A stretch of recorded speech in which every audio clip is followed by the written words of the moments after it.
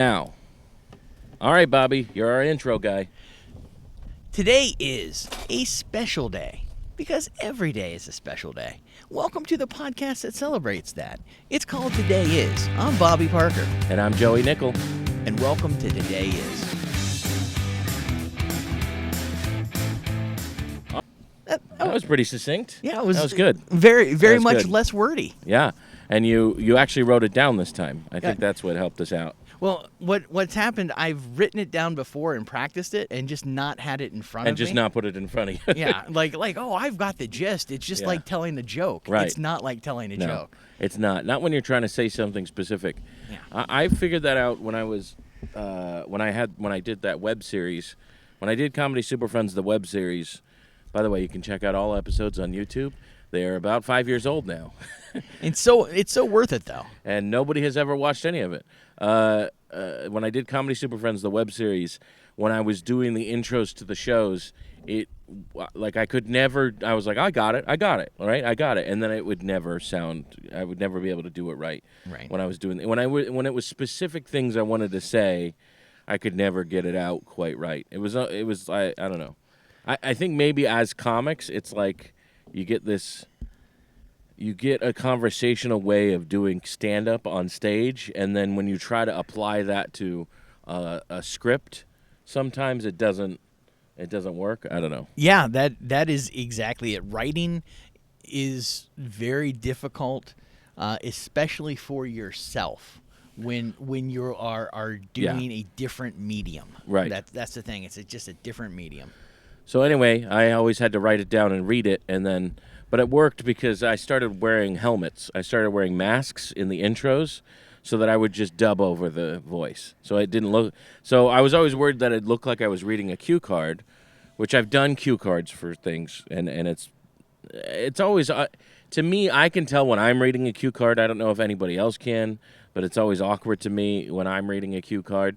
So wearing the helmets, I could just dub over the voice, and then it didn't matter if I was Right. Yeah. reading it or not. I've done a couple things where I've had teleprompters, and it is weird because I do feel like I'm looking at line by line. Teleprompters are weird. I'm always worried about my eyes. I think teleprompter.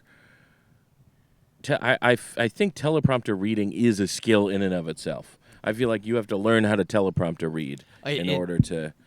It absolutely is. It's like one of those pictures that you have to look at and like kind of blur your vision and kind of look through. Right. It's kind of like that. You've got to look at the entire thing and not just look at word for word and just so you're not focused and your eyes aren't doing the going down the lines thing. Right. Yeah. Well, welcome to the show. Hey, you had any shows this past weekend? No. It was a family weekend. Oh, okay. Yeah. When are you doing the midnight show? The midnight show is actually this upcoming. Okay. So it'll be like Friday the 15th, Friday and Saturday. No, I'm sorry, Saturday the 15th and Sunday the 16th. Okay. So all right. Well, we'll talk about that when we get to the plugs. But I went to the Block in Fort Walton Beach this past week. Okay, yeah. On Saturday night with Nick Harvey. By the way, Nick Harvey has a special you can look at. I wish I remembered the name of it so that I could plug it for him. But he took me with him. I featured for Nick Harvey in Fort Walton Beach at the Block. Have you been to the Block? I've not been to the Block. All right. The Block is a Comedy Zone room.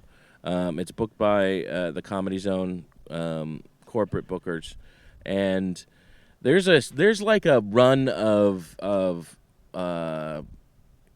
Comedy Zone rooms that are not big clubs. They're just like they're in other things. Right. Like there's the Loft, the Block, and one other, and I can't remember. There's like three that are kind of in a run they usually do that are like a Thursday, Friday, Saturday.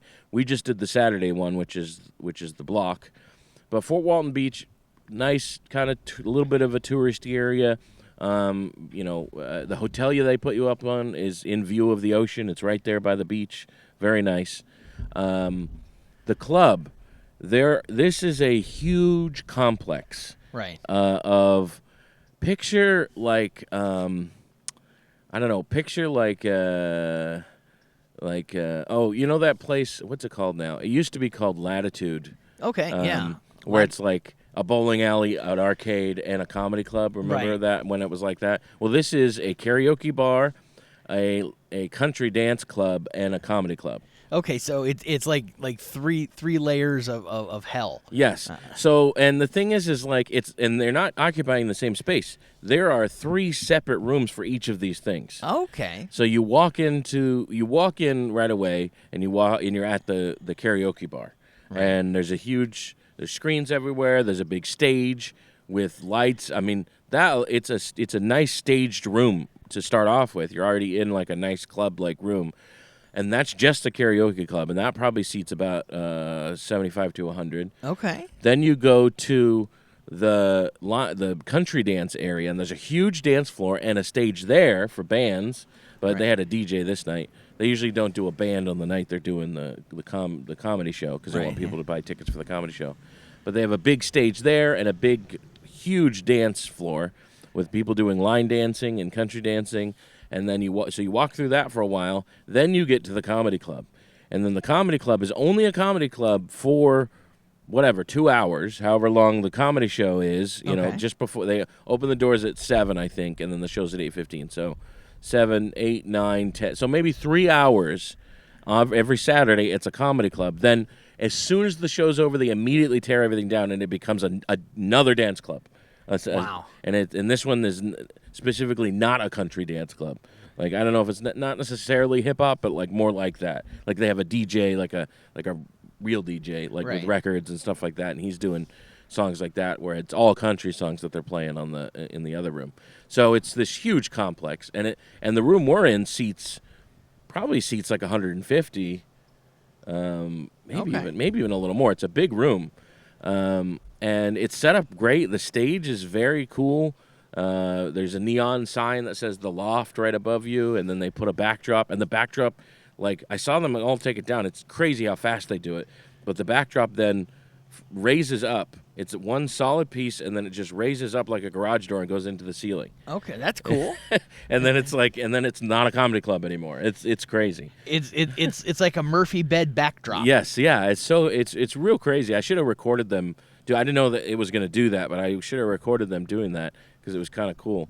But I'm actually fascinated by things that do that, like Murphy beds. That thing, like Wes's truck. Yeah, the whole side opens. It's so like cool. The secret thing that comes out. Yeah, it was, and it's a cool club, and they try to treat you. They have a green room, like a real green room, and they put food out of the green room. They try to treat you like it's a real club. They try to treat you well, and it's good. They're great people there. I don't think I got to meet the owner, but all the staff was great. That's awesome. They loved the show. Nick destroyed, obviously, he always does. Right. I had a great set. I think I haven't looked at the recording. I'll probably hate it when I look at the recording, like I do with all my sets. But everybody seemed to love it. I seemed to get a great. Nick said I had a great set. He said I had 9. He gave me a 99. Nice, man. Because I forgot. So I wear hats on stage. Right. I was wearing this hat exactly. And the problem with wearing hats on stage is if I don't adjust my hat correctly for the lighting, you can't see my face. Right. So it like shadows my face. Now normally when I see that the lighting is high and above me like that, I'll put my hat up like this a little bit so that the light will still get on my face and I can still wear the hat. But I did not do that. I forgot to do it because I hadn't done a show in a high lighting like that in a while. So I forgot to do that. So he's like, I gave you a 90. I give you a 90. Like as I come off stage, he's like, I'll give you a 99% for that, only because you couldn't see your eyes. But he said, I mean, for the fact that people couldn't see your eyes and you still had that good a set was amazing. That is awesome. I'll have to look at the recording and see how it goes. But I had a great time at the Loft. I would say it was a very. I mean, even though they have like different genres of dance clubs there, I would say it was mostly white people, mostly. But there were a few. There were a few not white people there too. But I would say majority white. I would like to point out we're very good with that. We want more not white people. Yeah, we want more not white people to show up, if possible. I guess we should address where we are right now. We are outside. That's, Yeah, so it's been a crazy week. A lot of stuff going on. We had to pull this together kind of last minute. My youngest son is very sick, and in the house, and I didn't want to get Bobby sick, so we decided to record it outside. Yeah, both my family and me appreciate that. Yeah, and then my wife is out of town, so I can't leave the kids in the afternoon really once they get home from school and everything. So it was it just was and I'm going out of town this weekend, so it just worked out that today was the only day we could do it, and we had to do it outside. Right, and that's the thing. Like one of the best parts about this is we get to meet up and talk comedy, and one of the worst parts about this is our schedules because of comedy. Yes, don't always line up. So we are doing some weird things, recording in odd spots and at odd times. But man, it's worth it because we get to chat comedy. Yes. What else was I gonna say? Those are the only shows I did. Now I did do, because it had been like a little bit of time since I'd done a set of 30 minutes. So I decided to get a lot of practice in before, and I went to every open mic that I could this past week. And the last two open mics I went to bombed. Oh. And but that's good. I'm for some reason in my I don't know if it's superstition or mental whatever, but like if I bomb right before a big show, I'm like, okay, I got it out of the way. I got the bomb out of the way. Which actually I think there's some truth to that. Yeah. I think there's some actual hard evidence to like, okay, you get to know, like if you're telling a joke and it bombs, you're like, well, okay, I won't do it that way when I do it at the big show. I guess that's the point of the open mics, but well, I think it's also just like, hey, how much worse can it be? Yeah, that's true. In open mic, the crowd doesn't care for the most part, and if you're going to a big show, the crowd does. They they buy tickets. They're there for the show. Yeah, it definitely. But yeah, I had a good week last week. Excellent, man. Yeah, I have not gotten up on stage much in the last week or so. I think the last time I was on stage, I was with you at Shanty. Oh yeah, you came to Shantytown last week. Yeah, that's right. Yeah, it was a blast. Yeah, I've got a bunch of stuff I'm working on. I'm just trying to get to places to do it. Yeah. Oh, I tell you, Shanty this week. Yeah. Packed room, like standing room only, absolutely packed, slammed. And it was good. Like sometimes, I don't know. Sometimes an open mic gets packed and it's still not good. But it was completely good. I mean, it was absolutely swamped there, and it was everybody. The crowd was great. Everybody had great sets. Marcus Crespo, he destroyed, just amazing set. And it had been a while since he'd been to Shanty, so it was kind of fun for him to do a really good set. Nice. I ended up, there still was a crowd at the end of the show. Like there still was, not as big as it was at the beginning of the show. Most of the time at the end of Shantytown, it's like, there's like maybe, just a few people left, and it's usually like, all right, that was fun. Everybody come back next week. Good night. All the comics have already left. All the audiences left. But this one, it was still mostly full. So nice. I did a whole set at the end of the night and to finish off the show, and it was great. It was a lot of fun. That's not now. I do know some folks listen. Not many folks listen, but some folks listen, and they've asked me questions about open mics, and each one is different. Every open mic is different, and formats are different. Shantytown, for instance, it's what, the first 5 or 10 people. So Shantytown format. So I actually changed formats because it was just everybody got up and got 5 minutes, but it was taking too long. Right. And now when I noticed it was taking too long was in the days when we had a second open mic to go to, which was Rain Dogs, which doesn't exist anymore. But Rain Dogs was theoretically supposed to be at like 10:30 or 11. Right. And Shanty was supposed to end. Shanty starts at 8:30, and if you go an hour and a half, it's supposed to end at 10. If you go 2 hours, obviously 10:30. Right. At the latest, absolutely latest, 10:30. And I was like, I want to really get out of here at 10:15 if I can, or 10. And it was just, I mean, one time I remember it not getting out until like 11:30 one time. Oh yeah. And because on literally 20 comics had showed up. And it was just, I just can't give everybody 5-minute sets then. And it got to the point where I started to just light people at 4 minutes or at 3 minutes so that they would only do 4-minute sets. So I was like, here are our choices. Either we can do, here's a couple things we do because I can't stay till 11:30. Right. I can't start a mic at 8:30 and stay till 11:30. I'm like 10:15 at the latest, or 10:15 is the target. 10:30 at the latest is when I want to get out of there. So I said we either cut everybody's sets. Everybody does short time. Everybody does 4 minutes or something, or 3 minutes even, instead of 5 minutes. Or we have some sort of system where we have some people start early. So, early in the show, they get more time, and then we cut it to 3 minutes. And I didn't want to be there to police the list. I didn't want to have to show up at 8 to police the list to know who showed up before. So I didn't want to have it based on when you got there. So I just made it random. So you write your name on a slip of paper, and we do a bucket draw for the order. So, which is a common thing to happen at an open mic. Right, yeah. But the first 10 comics get 5 minutes, and then after that you get 3 minutes. And ever since then, we've been able to get out of there by 8:15 or 10:15 or 10:30. It's been great. They hated it the first couple weeks, but I didn't really care that they hated it because I don't care about any of those people. Right.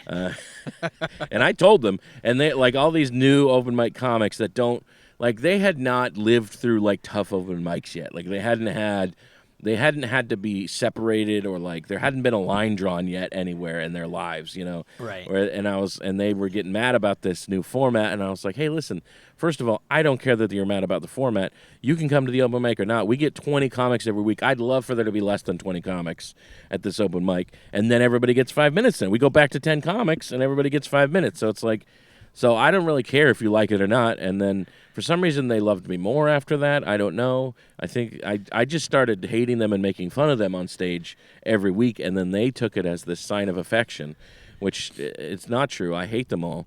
That speaks a lot to their internalized trauma. I guess. I don't know. They just think I'm roasting them, and I'm literally telling them I don't care about them. And like now, luckily, before I started this format, I had already trained them for the light. So like I was already mean with the light, like because I hate running the light. That was especially when there's 20 comics. Yes. You can't run the light when there's 20 comics. That's insane. So like I would light them, and then I started lighting them like I'd be at the corner of the stage and I'd light them sometimes, you know. But I'd give them the benefit of the doubt if they missed the light. So like I'd sit at the back of the room, light them. If I feel like they didn't look at the light or they started to not wrap it up, I'd walk over to the side of the stage, light them again, and if they were not off the stage within a minute after that, I'd start playing music. I just because I had control of the music, I just would start playing music and then then start clapping and get up on the stage and make them get off. I didn't care if they finished their joke. I didn't care if they had if their mom was there, or it's like recording them for America's Got Talent. I don't care. You're getting off the stage when I start playing that music. You're getting off at 5 minutes. You know what? I'm going to say I actually like you more now because of this. I like you more now because now this feels like a real club. Yes. It feels like something's being run for real. I run this mic very like I am very serious about this mic, and mainly because I don't want to have to deal with it not being that way. Right. Like I don't want to have to deal with having to go over and having to deal with unprofessionalism and stuff like that. And honestly, 90% of these people are like you were done before you got to the 5 minute mark. Most of these, because it's all new comics or people doing new sets.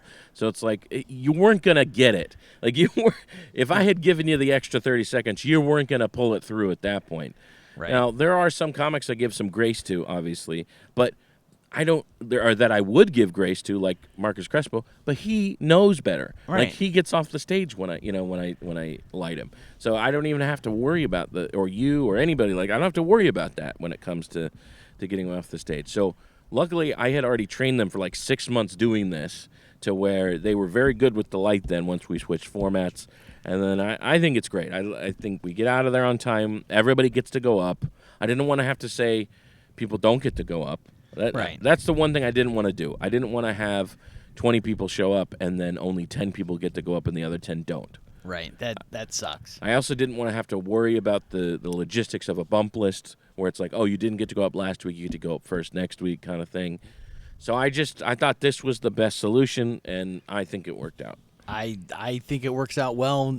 I've been to some mics outside of Jacksonville, and bucket pool is common. So Yeah, bucket. Yeah. And it's like these comics don't even know. Like you go to most cities, most major cities with an open mic, especially at a club, you're getting a bucket pool, like or something like that.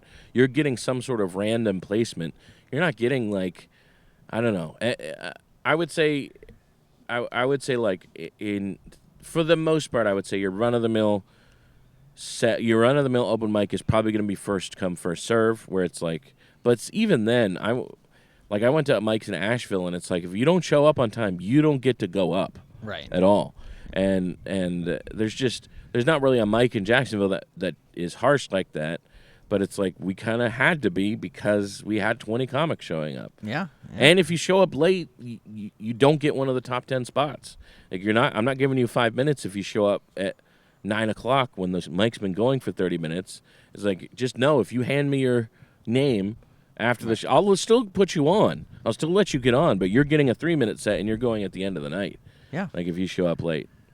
Makes sense. Like, yeah, I was at one. I'm trying to think where I was. It might have been Tampa, where it was, hey, we've got 10 spots. These 4 people are definitely going up because we want them to, and we're gonna draw for the other 6. Yeah. And like, hey, yeah, that's normal. I mean, that's how it goes, and it's like, and it sucks that even if it's especially if you're from out of town, but and then you don't get to go up, but it's like. That's how it is in most cities. Yeah, we are kind of spoiled in Jacksonville, just because there's not like a ton of comics, I guess maybe, or it's not a city where people are flocking to do comedy like Atlanta or Tampa even, or Orlando or Miami. Right. So it's a good mic though. You can go every Monday at 8:30 is Shantytown in Springfield. In Jacksonville, Florida. Great show. Yeah, I love it. I kind of forced us into that that conversation, but I enjoyed it, and I've enjoyed having a lot of the comic talk recently. Well, yeah, that's kind of. I mean, we're both like, what else are we going to talk about? We're both comics and stuff. I'll tell you what else we're going to talk about. What's that? Today's topic. Oh yeah. Today is National Apology Day. Today's National Apology Day, and I did not look up the history of this. I didn't think to do that. I did. You did? Yeah, so National Apology Day. This is actually an Australian holiday. Oh, it started in Australia? It started in Australia. Oh, I didn't know. You said it was in Australia, but I didn't know it started there. Yeah, it started in Australia with the Australian leader. I believe they have a prime minister. Prime minister, yeah, I think. And he issued a formal apology of how the government has treated Aboriginals and Natives. Oh, really? It was specifically for that. And he said we apologize for it, and then it was like, hey, this is just the anniversary of the apology, and it became Apology Day, and coincidentally happens the day before Valentine's Day. I thought that was insane. Yes. That was the day before Valentine's Day. First of all, I feel like Apology Day should be the day after Valentine's Day when you forgot. Like, that's right. Right. And that makes sense. And I'm pretty sure that's what drew us to it. Yeah. Was apology right by Valentine's. Right by Valentine's Day. I was thinking it would be a good, Apology Day in the United States should be on the 15th when you didn't get your significant other a good enough gift or a gift at all. Right. Or like, hey, I forgot Valentine's Day. Yeah. And which is also rougher for me because my wife's birthday is also right by Valentine's. Oh, really? So yeah, it was my wife's birthday this week and Valentine's Day. I've got a lot to apologize for. Now, are you a couple that celebrates Valentine's Day? Kind of. Yeah, us too. We're not. It's not a big deal. Like a card, flower. Like I usually get her a gift for her birthday and kind of like throw some Valentine's stuff with it too, and just kind of the way it worked. All right, I'm gonna tell a quick Valentine's story, and then we can move on with apology and stuff like that. We have things prepared for Apology Day, but I wanted so. We used to always go to Carrabba's on Valentine's Day. Okay. Which that was like our go-to. It was easy. We just go to Carrabba's. We liked it. One time on Valentine's Day, I was, which by the way, you want to go to a restaurant where I always thought it was funny. Every Valentine's Day, I would go to dinner, and we never go early. It'd be like at 8 o'clock or whatever. Right. Valentine's Day is usually a late kind of dinner holiday. So we're heading to the restaurant, and I always think it's funny when I see like Denny's with cars on Valentine's Day, and it's like, who's going to Denny's on Valentine's Day, or like who's any place where you have to see pictures of the food on the menu. Probably not a place you should go for Valentine's Day. It's like, first of all, that is for fat people. Right. Like pictures of the food on the menu, that is for fat people. That is for us to look at and go, I want that. Yes. I'm going to eat it. And they know what they're doing. But so you want to go to a place where it's only words Right. on the menu. We have to think. Yeah. You got to put some effort when you order. Not just, I'll have a that. It's like That looks like it tastes good. Yeah. Let me lick that. So any place where you have to have pictures, not a good place to go for Valentine's Day. So we show up to Carrabba's, then I'm walking to the bathroom, and I see the drink fountain, the soda fountain, and I see that there's blue Powerade on the soda fountain at Carrabba's. Who would ever know there's blue Powerade at the soda fountain in Carrabba's? Who's ordering blue Powerade I hope at that's Carrabba's? I hope that's for the kitchen staff. Maybe it's for the kitchen staff. It's not. Gotta keep them hydrated. But like, who would even ever think that Carrabba's had blue Powerade? Who's even the person who loves blue Powerade and drinks it at every meal would it probably assume there's no blue Powerade? Who's asking? You would feel dumb to ask for blue Powerade. You'd be like, any chance you got blue Powerade? Like, Oh yeah, sorry. We just have red Powerade right now. it's like, what are they pairing that with? It's like, do they have some sort of sommelier being like, listen, I'd recommend the blue with your fish tonight. It's like, whose decision was that? What founder or corporate person at Carrabba's was like, we gotta have Powerade in the soda fountain? Yeah, and then somebody's gonna step in and say, you know what? I think we really need to pair the Brian special with the Sierra Mist this week. Yeah, yeah, or it's like, chef recommends Sierra Mist with this, or like chef. It's like, come on, like, I mean, first of all, the soda's there. The soda is even odd to have at a nice restaurant like that, but soda's everywhere. Like, every restaurant has soda. Right. I will say about soda, there's like rich, like fancy restaurant or hole-in-the-wall restaurant, there are similarities. So it's like, if they bring you a can of soda, it's either a fancy restaurant or a hole-in-the-wall restaurant. You know what I mean? Very true. It's either like a food truck or it's a restaurant that doesn't have a soda fountain because nobody orders soda there. It's like so there's like it's either a fancy place. Like, there's things I think about that, like, it's like rich comic, poor comic. It's like, if you sleep in the vehicle that brought you to the show, you're either a rich comic or a poor comic. Yeah, that is absolutely true. Like, if you have a tour bus and you're a rich comic, or you're sleeping in the back of your van or something, or you're sleeping in a 2020 Mitsubishi Outlander. The seats fold down. Yeah, I've slept in the back of my Chevy Trax. Yeah. So yeah, been there. Yeah. So I think there's several things like that where it's like, what's another one? If you're in a venue that doesn't normally do comedy, you're either a rich comic or a poor comic. Yes. It's like, because you graduate to doing venues that aren't comedy clubs when you're rich, or that's the only thing you can get is bars and stuff and things like that aren't comedy clubs before you make it.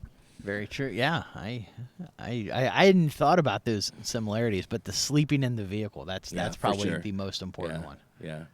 All right. So Apology Day, National Apology Day. So take a moment to apologize to somebody in your life. Right. Yeah. Something that you might have done even a long time ago. Yeah. Try to think of something you might need to apologize for. I will tell you, I will right now apologize for something that I just thought of. When I was maybe 7 years old, I borrowed $2 from my friend to spend at the book fair on an eraser. And I forgot for 6 months to bring him his money that I had borrowed. And then eventually on the last day of school, I did give him the money. Okay, good. But I want to apologize for waiting so long. Yeah. I'm going to have to get a drink. Here, talk to them. Yeah. I will continue to talk. There seems to be a lot of generational trauma brought up at book fairs. I know that when I was a kid, I went to the book fair a lot. It was a huge deal, and I think the most important thing was, we had the little thing to fill out, and we could turn that in with the money that your parents gave you if you were fortunate enough for that. My mom was a teacher. So I normally didn't get to buy much from the book fair at my school because Mom always got a whole bunch of extra stuff being a teacher. So all the stuff from my book fair, my mom taught at a different school. She would bring like the cool stuff home for me so I wouldn't have to spend as much money. So book fairs are wonderful. I love them. Book fairs are great if they get the kids excited about reading. Yes. But, these days a lot of book fairs are just they're trying to make money. It's like, yeah. But I did enjoy going to them, and I enjoyed getting fun stuff at them. Absolutely, it was wonderful. And I love that my kids actually enjoy it, although they are more for like the toys now than the actual reading. But the reading part's phenomenal. My kids love specific books. Like my son loves the Dogman series. The Dogman series, yes. Yeah. Dogman, Captain Underpants, very Captain Underpants. Very funny. We used to let my son get a new Dogman book every book fair. Okay. That was always fun. Yes, I'm kind of excited for the Dogman movie coming out. Did you know there was a Dogman musical? I did not. Like a Broadway musical? I don't know if it was on Broadway, but it was live play musical. I had zero knowledge of that. Just odd because my family seems to be really into musical theater and kids books recently. Yeah, you should get into it. Yeah. All right. I don't know what it is. All this talking made my throat dry. I get maybe being outside. I didn't take my allergy medicine this morning. Like my car was almost the yellow. pollen. Oh my gosh! So when we drove to Fort Walton Beach, I left my car somewhere, and I didn't drive it for 24 hours, and then I come back and it's just a layer of yellow on my car. It's that time of year. I'm sure that's why. That was the downside to having it outside, I guess. I forgot to take my allergy medicine this morning. Yeah, it's the pollen and the heat is just baking it in, so you're just more allergic to everything. All right, so we have prepared some apology letters. Yes. So we'll go ahead. You want to start with yours, Bobby? Do you have a setup for this? I will, and actually, your lead-in was about perfect because you talked about a book fair from when you were 7 years old. We didn't talk about this beforehand, but I have an apology letter here. It's to a kid that I went to elementary school with. Okay. He lived in my neighborhood. Billy Knaus. He's probably dead or in prison by now. Yeah, everybody we don't know is probably dead or in prison by now. Right. Everybody we haven't seen in at least 20 years. Right, yeah. Is probably dead or in prison. And he might have died in prison. I'm not sure. But dear Billy Knaus, I apologize for what I did about 40 years ago. We watched a Reading Rainbow-esque show. And I don't remember if it was Reading Rainbow or not, but it was a show similar to that. Yeah. In class, where we learned about a book called A Bridge to Terabithia, which is a classic children's book. We went to the library where I watched you search the shelf for the book. But I was quicker, and I got to the book first. So I let him do all the work, and I got to the book first. So I checked the book out, and I read it before you did. And then I told you what happened at the end. I hope I didn't ruin your childhood, Bobby. Oh, I'm sure you ruined his childhood. Yeah. Yeah, no, he is definitely in prison because he went to a life of crime after that. Yeah. He's like, oh, this is going to happen? No rules. No Yeah. rules in society now. We can all just do whatever we want. Right. Now, I'd like to say that I'm very anti-bullying. That was pure bullying. That was the nerdiest bullying that's the ever. nerdy bully. Yeah, for sure. Oh, my gosh. But yeah, we just watched it. He was excitedly talking about the book, so I watched him search for it, and I was a mean little kid. Can't believe you did that. Well, I'm glad you finally apologized after all this time. Yeah, God rest his soul. Hopefully he hears it. Yeah. I mean, I'm sure he's in prison by now. Yeah, they get this podcast in prison, I'm yeah, sure. I will probably send him a letter. It gets piped right into the prison cells. I don't know if unusual torture or unusual Cruel and punishment. unusual punishment. Yeah, that might not fit in. But Well, is there any quick apologies you want to do? Anything you want to think about that? I would like to apologize to my wife.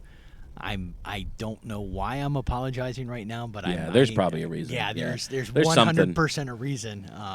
So thank you, Jocelyn, and I love you. Yeah, that's good. That's safe. Yeah. Oh, look, look at my tablet. There's already a layer. There's Oh, already yeah. a layer of pollen. There's a layer of pollen on my tablet right now. That just looks like I would touch it and inflate. Yeah. All right, so I have an apology letter that I'd like to read. I might do 2 passes at this. We'll see, because I've had trouble reading and getting my cadence. I haven't read it out loud yet, so Okay. and I won't tell you who it's for until the end. I owe you a heartfelt. Oh, why did my screen go? Okay, all right. I have to keep my finger on it so it doesn't turn off. Okay. I owe you a heartfelt apology. You've been nothing but supportive, literally, through thick and thin, mostly thick, let's be honest. But I haven't been the best companion in return. Day after day, I have burdened you with my ever-growing presence, pressing you down in ways you were never meant to endure. I've watched as your once proud, even surface has given way to unmistakable imprint of my existence. And for that, I am truly sorry. I never meant to deform you, to stretch your limits beyond repair, or to turn your once firm and resilient form into a lumpy, sagging shadow of your former self. You deserved better. You deserved someone who would treat you with care, someone who might even flip or rotate you now and then. Basic acts of kindness I shamefully neglected. But I promise to do better. I'll try to lighten the load, to respect your structural integrity, and to remember that you, too, have your limits. If it's not too late, I hope you can forgive me for the strain I've put on you. Yours truly, Joey Nickel. That was an apology letter to my mattress. I should have apologized to my previous mattress. Yeah. I had what we like to refer to as the crater. Yeah, for sure. Yeah. Yeah. Oh, absolutely. Absolutely. My mattress is like this. It's like it's concave in all areas. Like it just from the sides, just right in the middle, right where the mass of my body is, just sinks right into the box springs. So Yeah, we got to a point where with my old mattress to where I bought a couple pillows and put them into the hole. And I've done that too. Then put the sheet over. Yeah, I did that on the last mattress. You know what I did? I put it under the mattress, in between the box springs and the mattress. Sometimes. Okay. I'll do that. I'll throw them in there or something. But yeah, I've done that before for sure. My mattresses has taken some abuse from me over the years, and. Let's see, when was the last time we got a new one? We got a new one in this house, so it's probably been about 5 years since we got a new mattress. Okay. So this one's well worn in, just like the others. So I don't know. How often are you supposed to get a new mattress? Are you asking me or the mattress people? Yeah, if we're going by what we do, it is every 10 years or something like that. I don't know. Yeah. Based upon my activity, Yeah. I should get another mattress about the time I retire. Yeah. Right. Based upon need, it will probably be sooner. Yeah. Exactly. So those are our apology letters that we prepared for you guys today. Let's see. I didn't really have anything else. What else should we talk about? We've got upcoming shows. Oh yeah, upcoming shows. So Yeah. I am doing a whole run of shows at the end of March that I'm very excited about. Heck, yeah, where at? So I'm doing a show in Pompano Beach, and I'm doing a show, and then that's the Thursday show, and then Friday and Saturday I'm doing a show in Isla Mirada, so in the Keys. Nice. So Pompano Beach on March 26th. I think so. Yeah, Pompano Beach March 26th, Isla Mirada March 27th and 28th. No. 27th, 28th is a Friday. Okay. Pompano Beach March 27th, Isla Mirada the 28th and 29th of March. Those are going to be great shows. And then I always have every last Friday of the month, so February 28th is our next Barley and Pie. Anna Lepoli will be okay. the Excellent. comic. Anna's great. Anna's hilarious. She came out on Monday Okay. to Shantytown because she happened to be in town. And the other comic that's going to be on the show with her, her name is Annie Pozzella. She's super hilarious. Okay. Annie Pozzella is one of those comics that, like, if she really decided to really hit it hard, Right. if she really, like, devoted everything to it, or if she had the means to devote everything to it, she would be famous. She would be way past any of us. Okay. She's so funny. And it's funny because Anna, we were just there at Shantytown talking about how funny she was. Right. And we're excited that she's on the show. She's from Daytona Beach. We're excited she was on the show. Then she showed up at the mic. Wow. Anna had not said anything about going to the mic because she doesn't go to the mic very often because she doesn't live around here.